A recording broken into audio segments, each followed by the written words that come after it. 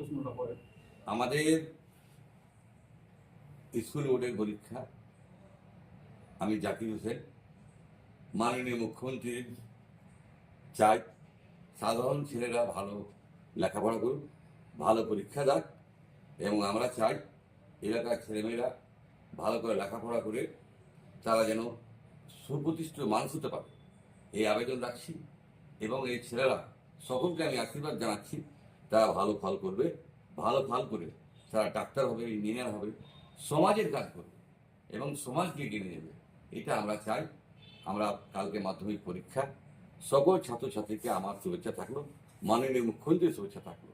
আমরা চাই এলাকার ছেলেমেয়েরা যদি ভালো হয় তাহলে আমাদের এলাকা ভালো হবে, এলাকা ভালো হলে মুর্শিদাবাদ ভালো হবে, মুর্শিদাবাদ ভালো হলে বাংলা ভালো হবে, বাংলা ভালো হলে ভারতবর্ষ ভালো হবে। আমরা ভারতবাসী, ভারতকে দেখতে চাই প্রতিটা ছেলেমেয়ে আমাদের কাছে খুব গর্বিত, এই গর্ব যেন আমাদের উজ্জ্বল করতে পারে তাদেরকে আমরা আশা করছি এবং আশীর্বাদ দিচ্ছি।